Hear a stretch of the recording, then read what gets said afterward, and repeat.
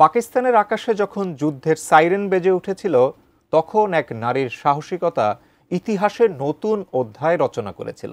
ভারতের রাফাল যুদ্ধবিমান ধ্বংস করে দেশটির আকাশ রানী হিসেবে আত্মপ্রকাশ করেন এই নারী। নাম আয়েশা ফারুক। কে এই আয়েশা? তার জীবনের প্রস্তুতি বা কেমন ছিল যুদ্ধ জয়ের জন্য? বিস্তারিত জান্নাতুন নাহার জেরির ডেস্ক রিপোর্টে।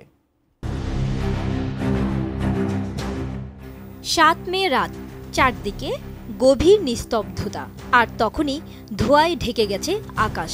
রানার সিগন্যালে জ্বলছে লাল বাতি।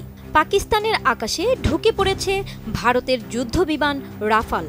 মুহূর্তের মধ্যে পরিস্থিতি বদলে যায়। হাই অ্যালার্ট বেজে ওঠে সামরিক ঘাঁটিগুলোতে। আকাশপথে উত্তেজনার আগুন আর মাটিতে নিঃশ্বাস বন্ধ করে রেখেছে পুরো পাক জাতি। পাকিস্তান জুড়ে যখন এই অবস্থা, তখন সেই উত্তেজনাপূর্ণ মুহূর্তে ককপিটে বসা এক নারী, স্কোয়াড্রন লিডার আয়েশা।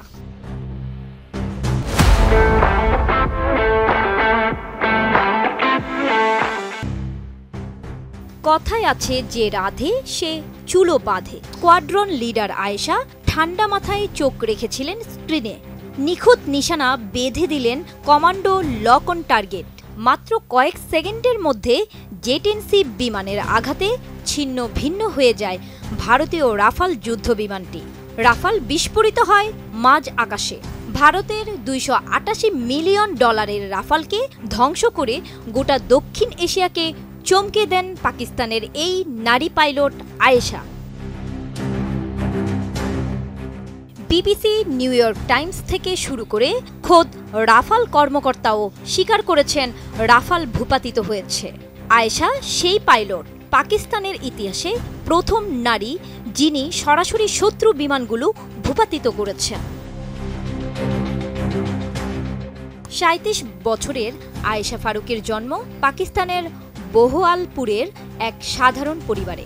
বাবার মৃত্যুর পর মা তাকে এবং তার বোনকে একাই বড় করেছেন। ২০১৩ সালে তিনি পাকিস্তান বিমান বাহিনীতে প্রথম নারী ফাইটার পাইলট হিসেবে নিয়োগ পান। তার হাতে থাকা জে-10C থান্ডার চীনের সহায়তায় তৈরি একটি যুদ্ধবিমান, যার ক্ষমতা রাফালের সঙ্গে টক্কর দেওয়ার মতো। সীমান্তে উত্তেজনার মাঝে আয়েশার নেতৃত্বে চালানো এ মিশন তাকে পাকিস্তানের ওয়ান হিরো বানিয়েছে। রাওয়ালপিন্ডির রাস্তায় তার নাম এখন গানের মতো গাওয়া হচ্ছে। তার এই কৃতিত্ব শুধু একটি সামরিক বিজয় নয়, এটি একটি প্রতীক। একটি পুরুষ প্রধান সমাজে যেখানে নারীরা প্রায় পিছনে থাকে, আয়েশা প্রমাণ করেছেন যে আকাশে তার দক্ষতা কারো চেয়ে কম নয়। তার PL-5 ক্ষেপণাস্ত্র কেবল রাফালকে ধ্বংস করেনি, ভারতের অহংকারকেও চূর্ণ করেছে।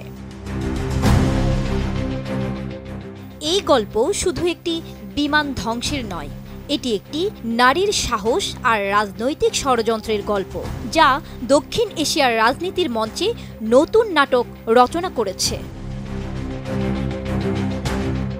জান্নাতুন Nahar Jerry, desk report, ATN news.